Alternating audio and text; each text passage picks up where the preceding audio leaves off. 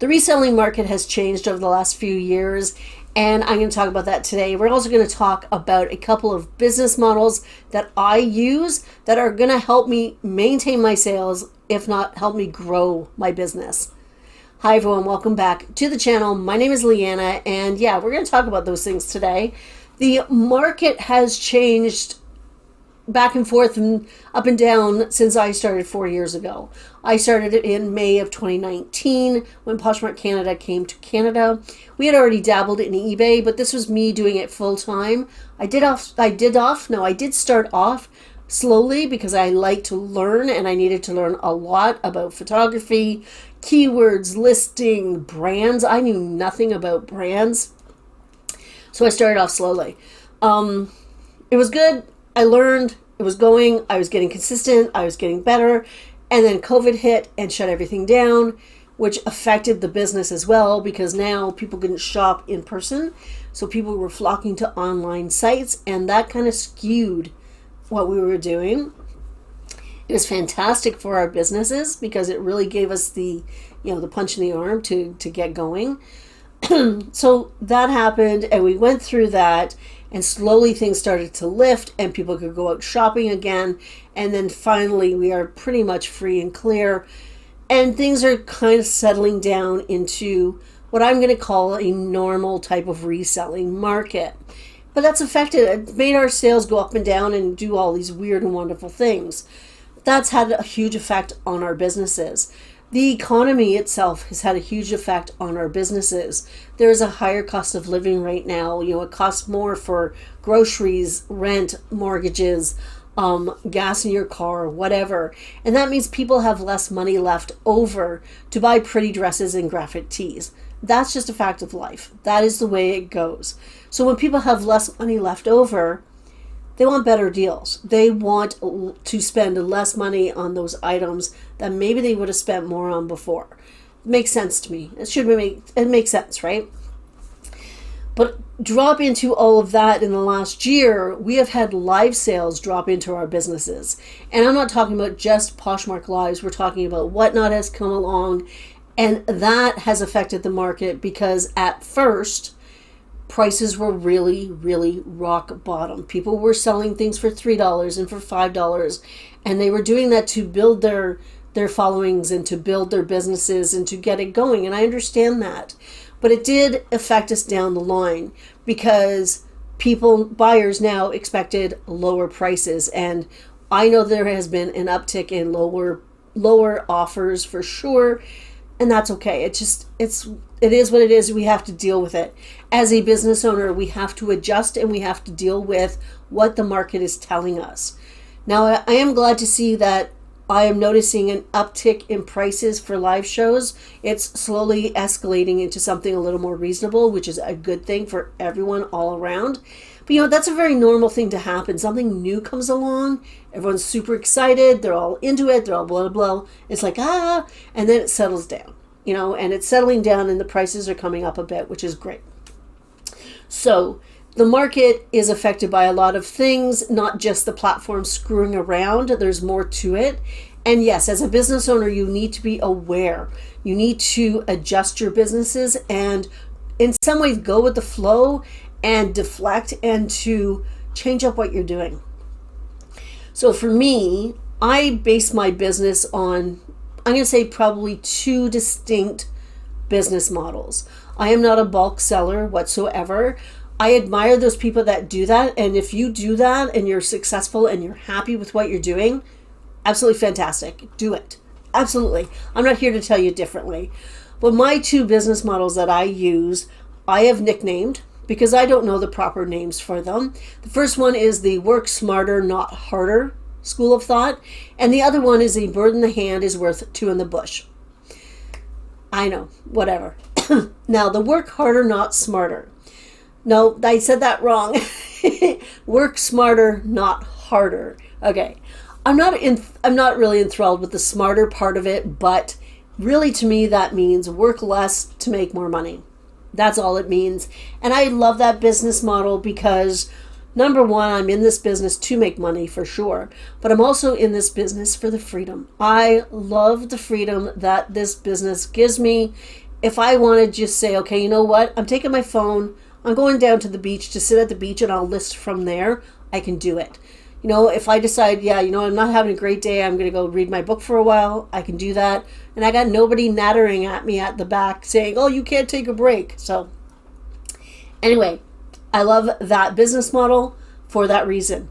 And yes, in a perfect world, I would have items that sold for $50, $50, $50, $50 or more. I don't have access to all those things though. And this business model works if you have access to those items that sell for a higher average sale price. And even though when we moved, I did end up getting access to a lot better brands, it's still not quite where I want it. And with the economy the way it is, it's harder to sell those items for that price. The market's changed a little bit. I still have some of those items for sure that I get because I know they will sell at least for some profit if I don't have to overspend on them. I'm tending not to pay up for the higher price brands because the profit margin is smaller now. If I can get those brands at a really low cost, then that's different. If I'm still making a lot of profit, it's a different ballgame. I'm not going to pay $20 for a pair of jeans that right now is only selling for $50, maybe. I will pay $20 for a pair of jeans that sells for $100 all day, every day. But if those $100 jeans are now only selling for $50, I'd rather pay $10 for them, right? So the work smarter, not harder school of thought and business model is really good if you have access and if the market is robust enough to maintain it. So what I do is I have a bit of that one, but I also have the bird in the hand is worth two in the bush model. So over the last little while, I have been trying to purge older inventory because I want that money back in my hand. It's been sitting for a year. It's no good to me. It's gone through a couple of seasons. It's not going to sell for the price I want or whatever.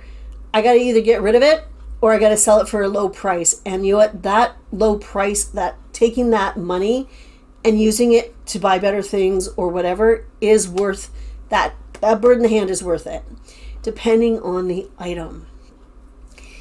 If I have an item that is, worth $20 in profit right now, but I know if I hold on to it, it'll sell for $30 profit. But in 6 months, that $30, that extra $10 isn't really worth it. I'd much rather have the $20 profit now. It's more valuable to me now than it will be in 6 months. So depending on the item, because there are some items out there that, yes, be patient, the right buyer will come along and you can make huge money, absolutely. For everyday items, I don't like that piece of advice where people say, know your worth, stick to your guns, stick to your price, the right buyer will come along, have patience.